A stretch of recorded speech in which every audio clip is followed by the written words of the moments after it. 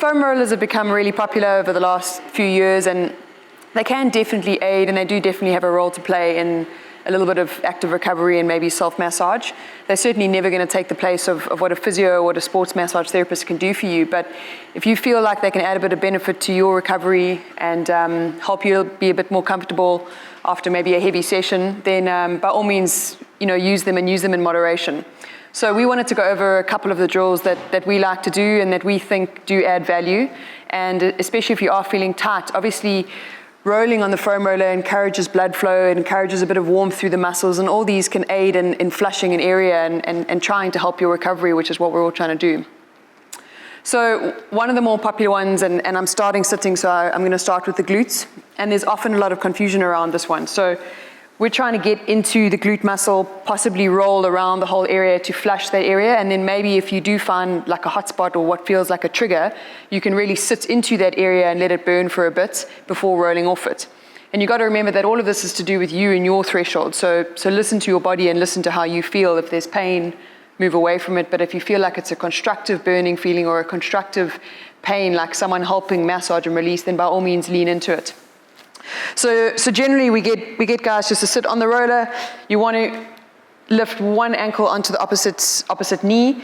And what's really important now is be aware of which side you're doing, because we'll see someone sit like this and then they'll sit onto this glute, and it actually shouldn't be. So think of it as the foot that's on the floor is the one you're not leaning onto.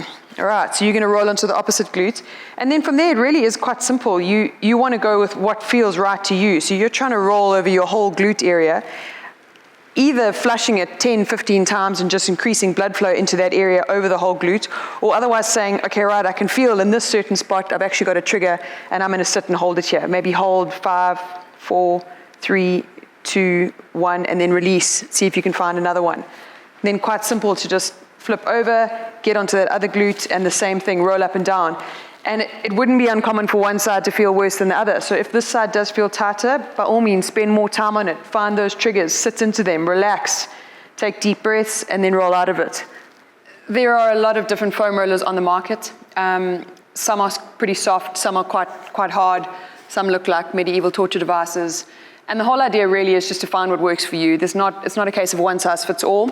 So for certain areas of your body, you might want quite a soft one. If you're really tight and sore, you might want quite a soft one. Alternatively, you might want something a little bit harder if you're trying to get, a tougher or more desired effect.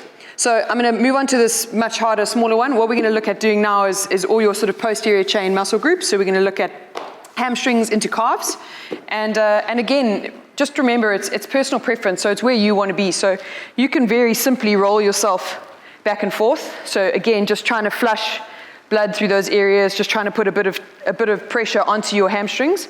And if you feel like that's quite easy, you can always roll onto one leg.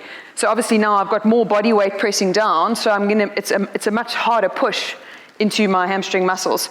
So imagine like you had someone rubbing your hammies.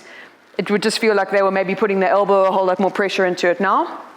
So again, left side and right side. And as I said before, if you find an area that's particularly sore and you want to sit on that trigger and try to release it, by all means do, and just control it by your threshold and sort of your pain. And then from hammies, it's really quite easy to roll into calves. Just give yourself some space. Calves are generally quite sensitive, so if you want to do both, you can.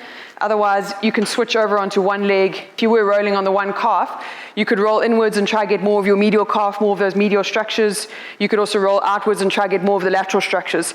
And you'll be quite acutely aware of where your tightnesses are and where you might have triggers. If you've had injuries before, I've had ankle injuries, you might find you'll pick up on exactly those areas that'll be super tight.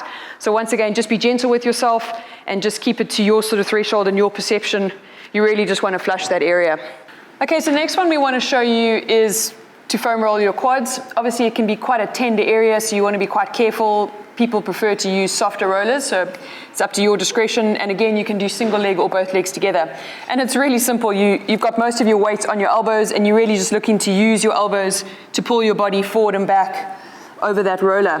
Obviously, the lower you go, you're going to get down towards your kneecaps, so be careful there. You don't want to go too low and roll over your kneecaps. And then the further you go, you can actually end up going over your hip flexors as well, which is great. That's totally up to you. And then, as I said, you can always prop one leg in front of the other and then get more pressure on just that one leg.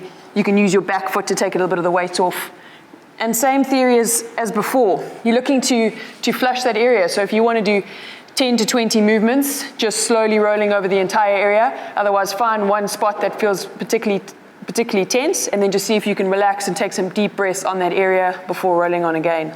The last one we're going to show you for today is trying to get into your lats and teres and all these structures that sit around your upper back and sort of below your shoulder blade. It can be quite a tender area, so you want to be quite careful with it, and like anything, just within your own sort of threshold. You're going to lie on your side, and you're going to use your bottom leg just to balance you a bit, and the top leg to drive the movement a bit. So my arms extended out, sort of 45 degrees above me. I'm lying quite comfortably on like the belly of my lat muscle. And just use your hand to keep a little bit of the weight on your hand and not so much on your shoulder. And then all you're going to do is just gently roll back and forth. All right. So I can roll almost the whole area, almost down to my rib cage, and then all the way back up. Like I said, using my legs, using my hand. I'm not putting my full body weight through the movement, and I'm just letting it apply pressure, massage, and flush into those lat muscles. 10 to 20 reps within your threshold. Enjoy. Thanks very much for watching this video. If you enjoyed the video, please like and please subscribe to our YouTube channel. And if you're interested in getting a foam roller for yourself, we'll provide a link where you can look at some online options. Thanks very much. See you in the next video.